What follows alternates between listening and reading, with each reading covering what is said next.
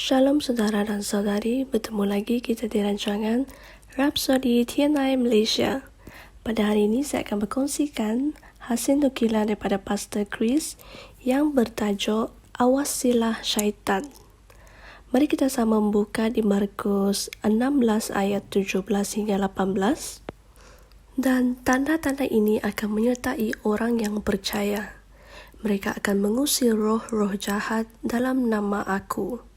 Satu kebenaran penting yang mesti dipahami oleh setiap orang Kristian adalah bahawa syaitan dan semua iblisnya telah digulingkan dari takhta dan dikalahkan oleh Yesus.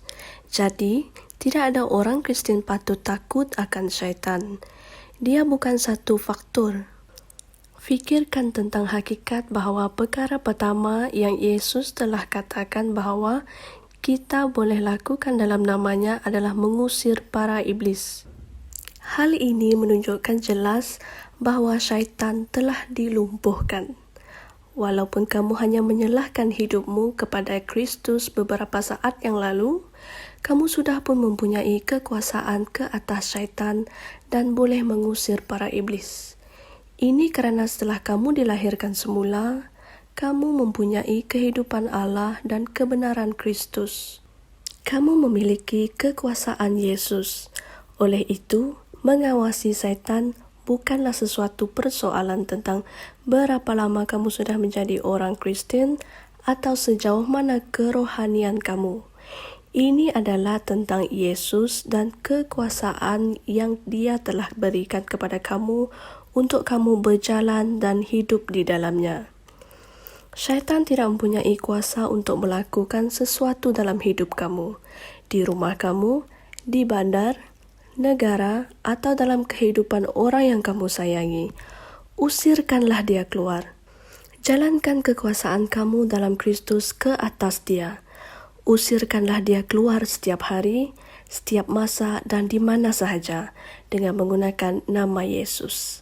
Apabila kamu mengarahkan syaitan dalam nama Yesus, dia akan menurutinya seolah-olah dia mendengar secara langsung dari Yesus. Kamu mungkin bertanya, bagaimana jika iblis itu tidak mau keluar ketika aku mengusirnya? Hal itu bukan suatu pilihan jika kamu melakukannya dalam nama Yesus. Apabila kamu mempunyai kesedaran tentang apa yang diwakili oleh nama itu, fahamkanlah perkara ini. Kita berjalan di dalam namanya, dan berjalan di dalam namanya berarti kita mengenali kekuatan dan kekuasaan namanya. Hidup dengan kesedaran mengenai apa yang diwakili oleh namanya. Filipi 2 ayat 9 hingga 11 mengatakan, itulah sebabnya Allah sangat meninggikan dia dan mengurniakan kepadanya nama di atas segala nama, supaya di dalam nama Yesus setiap lutut yang ada di syurga, yang ada di bumi, dan yang ada di bawah bumi akan bertelut. Dengan mengetahui perkara ini, kamu tidak patut bertolak ansur dengan para iblis. Usirkanlah mereka keluar. Tiada iblis yang dapat mengalahkan nama Yesus. Mereka tahu apa yang diwakili nama itu kerana mereka tahu bahawa Yesus telah mengalahkan pemerintahan dan penguasaan mereka di neraka dan Dia menjadikan mereka tontonan umum dalam kemenangannya di atas mereka. Haleluya! Sebelum kita mengakhiri firman Tuhan pada hari ini, mari kita sama membuat pengakuan dengan saya. Aku telah dilahirkan sebagai seorang pemenang. Dan aku hidup dengan penuh kemenangan atas syaitan dan segala keadaan. Aku menjalani kehidupan yang berkuasa dan jauh berkuasa di atas pengaruh dunia yang merosakkan dengan kuasa roh yang tinggal di dalamku. Aku berjalan dalam terang kebenaranku di dalam Dia, menyatakan kekuasaannya dan memperlihatkan kebijaksanaannya yang ada di dalam rohku secara berterusan. Amin. Saudari, untuk renungan tambahan boleh merujuk di 1 Yohanes 4 ayat 4, Lukas 10 ayat 18 hingga 19, dan Kisah Para Rasul 16 ayat 18. Sekian saja untuk firman Tuhan pada kali ini. Bertemu lagi di firman yang akan datang. Bye. Kami percaya saudara-saudari semua telah diberkati dengan perkongsian firman dari Rhapsody Reality. Bagi sesiapa yang ingin menjadikan Yesus Kristus sebagai Tuhan dalam kehidupanmu, kamu boleh mengucapkan doa ini bersama dengan saya. Ya Tuhan Allah, aku mempercayai Yesus Kristus, Anak Allah yang hidup dengan sepenuh hatiku.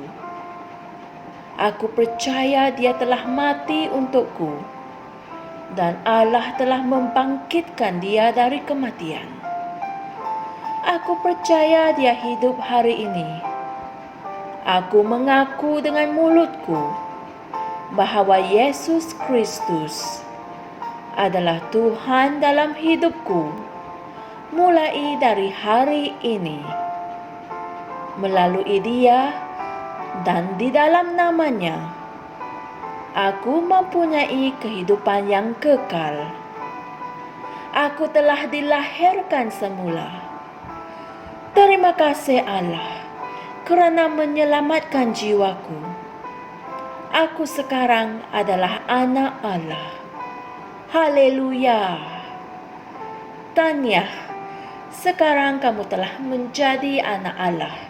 Untuk apa-apa sebarang pertanyaan atau untuk mendapatkan lebih banyak maklumat mengenai bagaimana untuk bertumbuh sebagai seorang Kristian, Anda semua boleh hantar mesej di akaun Facebook kami atau email kami di tni.msia@gmail.com.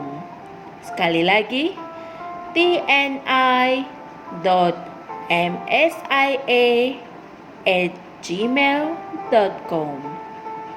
Tuhan berkati Anda semua.